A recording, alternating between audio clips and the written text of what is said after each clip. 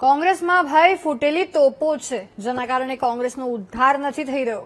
આ શબ્દો અમારા નથી, કોંગ્રેસના ધારાસભ્ય કિરીટ પટેલના છે, જેણે પાટણમાં કોંગ્રેસના કાર્યાલયને થયેલ તાળાબંધી પછી આવું કહી દીધું છે. ત્યારે કોના તરફ છે કિરીટ પટેલનો ઇશારો અને ફૂટેલી તોપો કહેવા પર કેમ ગરમાયું છે રાજકારણ, આવો જોઈએ.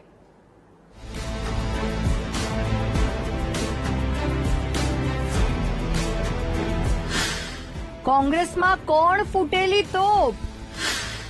કેમ પાટણમાં ગરમાયું રાજકારણ? શું પાટણ કોંગ્રેસમાં નવા જૂનીના એંધાણ છે? ભાઈ, કોંગ્રેસમાં ક્યારે મોટો ધડાકો થાય અને ક્યારે કોઈ નેતા રાજીનામું આપી સત્તાધારીઓનો હાથ પકડી લે તે કહેવું તો મુશ્કેલ છે, પરંતુ આવું થાય તો તેમાં નવાઈ પણ નથી લાગતી. જો કે વાત આજે પાટણની કરવી છે, જ્યાં એસસી મોરચાના જયાબેન શાહને પ્રમુખ બનાવવામાં આવતા કોંગ્રેસના કાર્યકરોમાં જ ભડકો થયો. જયાબેન શાહ જિગ્નેશ મેવાણીના સમર્થક હોવાનું કહીને મેવાણીથી નારાજ કાર્યકર્તાઓએ કોંગ્રેસના કાર્યાલયને તાળા મારી દીધા અને આ મુદ્દે ધારાસભ્યથી લઈને કોંગ્રેસ પ્રમુખ સુધી રજૂઆત કરી. તેવામાં પાટણના ધારાસભ્ય કિરીટ પટેલ મેદાનમાં આવ્યા અને કોઈનું પણ નામ લીધા વગર કોંગ્રેસના નેતાઓ પર નિશાન સાધ્યું. કોંગ્રેસના કેટલાક નેતાઓને ફૂટેલી તોપ ગણાવ્યા.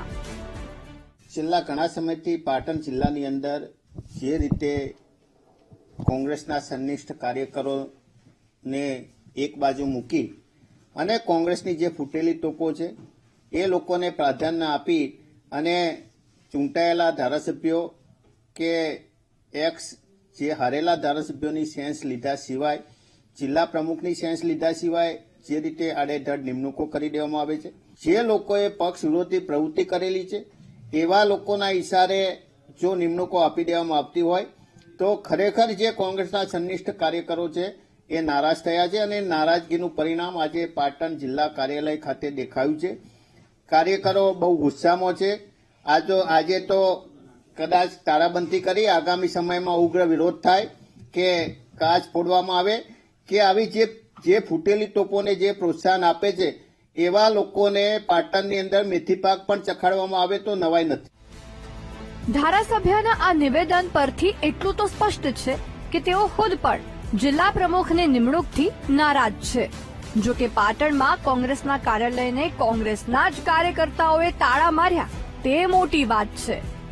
ત્યારે સત્તાધારી પક્ષને નિશાન સાધવાનું કારણ મળી ગયું, જ્યારે પ્રદેશ પ્રમુખ હજુ ઘરની વાતો ઘરમાં ઉકેલાશેની વાતો કરે છે. કોંગ્રેસમાં જૂથવાદ કોંગ્રેસની રચના થઈ ત્યારથી જ, અને કદાચ મને યાદ છે કે રાજનીતિક જીવનની જ્યારે વાંચનની શરૂઆત થતી હતી જીવન કરતા પણ, તો 1968-69ના ગાળામાં જ કામરાજ યોજના પછી કોંગ્રેસના સિન્ડિકેટ એવા ભાગ પડ્યા હતા એ જૂથવાદના કારણે જ હતા.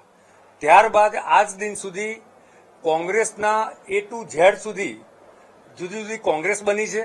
શરદ પવાર પણ કોંગ્રેસમાં હતા, મમતા બેનર્જી પણ કોંગ્રેસમાં હતા. કુલ મળીને 56 કરતા નવી વિવિધ પ્રાંતોમાં પણ કોંગ્રેસ બની છે. તો જૂથવાદ એ કોંગ્રેસના ડીએનએમાં છે. પ્રદેશ કોંગ્રેસ સમિતિના એસસી ડિપાર્ટમેન્ટના એક હોદ્દેદારની નિમણૂક બાબતનો અસંતોષ છે. એ અંગે અમારા ચેરમેન પ્રદેશના છે હિતેન્દ્રભાઈ, એમની સાથે વાત પણ થઈ છે. પરિવારનો મામલો છે, બેસીને એનું સોર્ટ આઉટ કરશે. એમાં ક્યાંય બીજો બહુ લાંબો પ્રશ્ન નથી, પણ આખા ગુજરાતના લોકોના જે પ્રશ્નો છે, આખા ગુજરાતના લોકોની જે ફરિયાદો છે, આખા ગુજરાતમાં જે ભ્રષ્ટાચાર ચાલી રહ્યો છે, આખા ગુજરાતમાં ભાજપના નેતાઓની જોહુકમી ચાલી રહી છે, હપ્તા રાજ ચાલી રહ્યું છે, એની સામે ગુજરાતની જનતા જનાક્રોશ યાત્રાના માધ્યમથી રસ્તા પર ઉતરી છે. કોંગ્રેસમાં જૂથવાદ ચરમસીમાએ પહોંચી ગયો છે. પાટણમાં તો જિગ્નેશ મેવાણી અને કિરીટ પટેલની જાણે અલગ અલગ ગેંગ બની ગઈ હોય તેવું લાગી રહ્યું છે. તેવામાં આ જૂથવાદ કોંગ્રેસને કેટલો ભારે પડે છે અને પાટણ કોંગ્રેસમાં કેવા ફાટા પડે છે તે જોવું રહ્યું. Bharat Prajapati, VTV news, Patan.